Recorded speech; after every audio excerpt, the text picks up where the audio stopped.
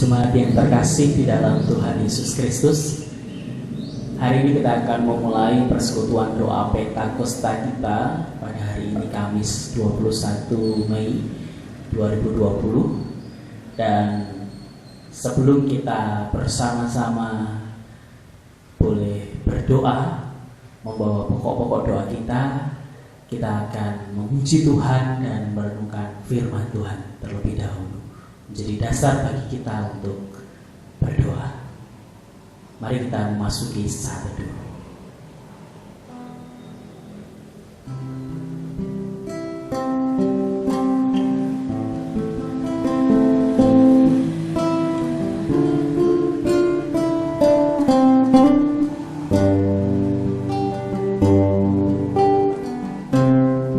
Mari kita memuji nama Tuhan. Kidung Jemaat nomor 13.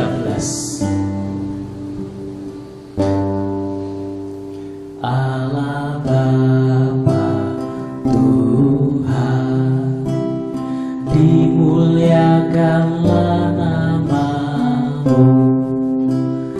Allah Bapa Tuhan, dimuliakanlah nama-Mu. Langit bumi ciptaan-Mu, kami pun anak-anak-Mu. Datanglah dengan kasih-Mu.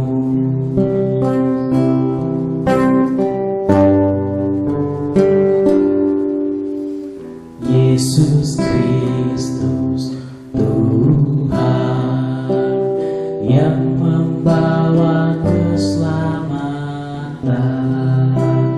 Yesus Kristus Tuhan yang membawa keselamatan. Lahir dalam dunia ini, mati tapi bangkit lagi. Kaulah juru selamat kami.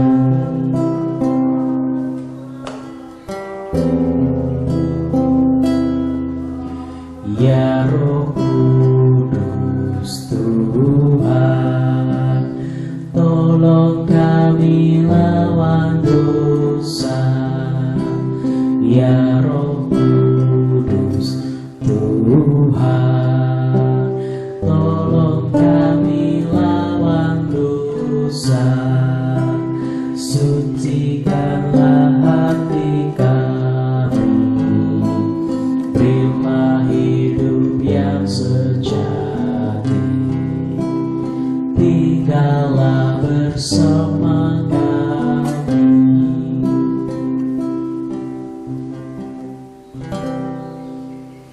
Kita membaca kebenaran firman Tuhan di dalam Yohanes 16 ayat yang ke-12 sampai dengan ayat yang ke-15, menjadi dasar bagi kita untuk berdoa pada hari ini.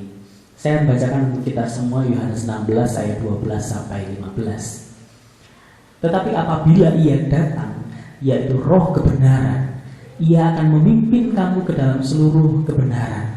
Sebab Ia tidak akan berkata-kata dari dirinya sendiri, tetapi segala sesuatu yang didengarnya, itulah yang akan dikatakannya, dan Ia akan memberitakan kepadamu hal-hal yang akan datang.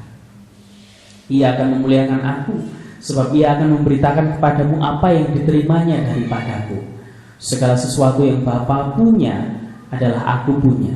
Sebab itu Aku berkata, Ia akan memberitakan kepadamu apa yang diterimanya daripadaku. Demikian firman Tuhan. Kiranya kita terus boleh merenungkan dan melakukannya dalam kehidupan kita. Jemaat yang terkasih, pernahkah kita berada di posisi serba salah ketika kita sedang memberitahu orang atau menyatakan kebenaran kepada seseorang, dan orang itu salah menangkap apa yang kita maksudkan, dan kemudian suasana menjadi tidak enak. Ketika kita hendak menjelaskan, orang tersebut semakin tidak nyambung, semakin tidak jelas tidak mengerti. Pernahkah kita berada di dalam posisi itu? Seolah-olah orang yang kita ajak bicara, kita jelaskan itu kok sepertinya nggak mudeng-mudeng atau tidak memakai akal sehat, nggak logis. Pernahkah seperti itu? Sebenarnya wajar Bapak Ibu kalau terjadi seperti itu. Kalau ada orang yang mungkin tidak bisa menyikapi sesuatu secara benar. Karena apa? Karena kebenaran hanya bisa dikerjakan oleh seseorang ketika ada Roh Kudus yang bekerja di dalam kehidupannya.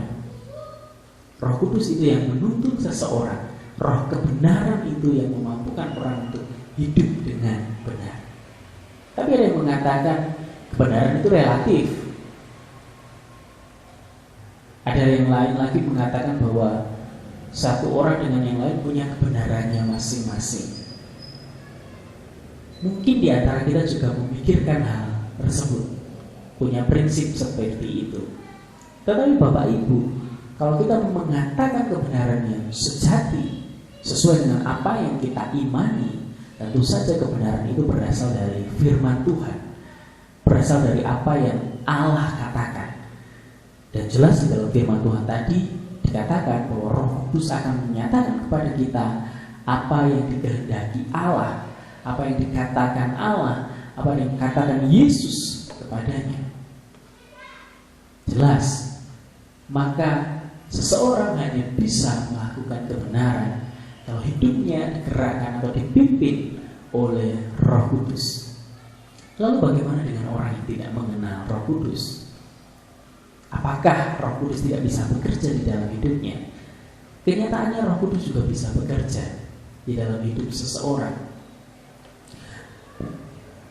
Karena seseorang bisa mendengar Injil, terjamah hatinya, dan kemudian menerima Injil itu atau bertobat. Itu hanya karena pekerjaan Roh Kudus, bukan karena pekerjaan manusia, bukan karena kata-kata yang bagus yang disampaikan oleh orang percaya. Jadi Roh Kudus pun bekerja di dalam hidupnya.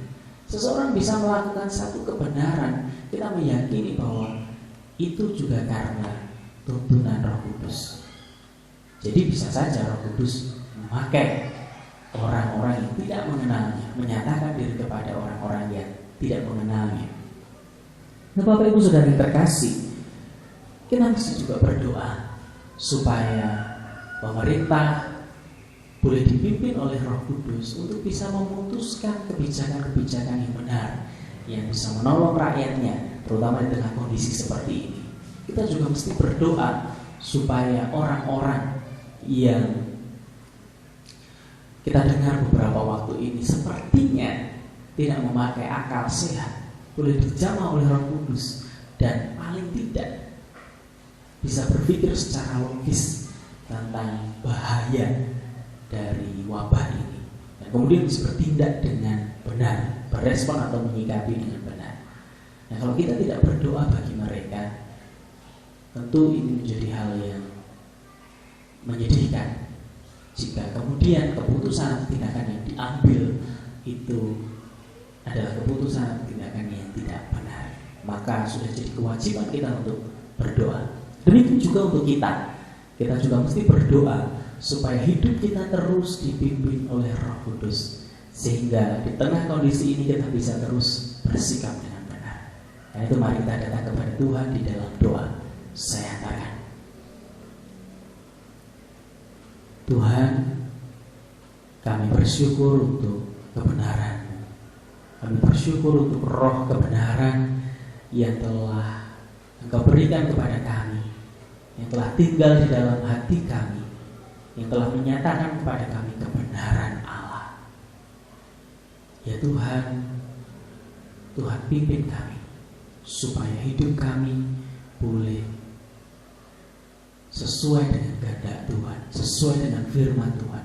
Hidup kami boleh benar. Di dalam pimpinan Roh Kudus kami boleh menghidupi setiap firman Tuhan.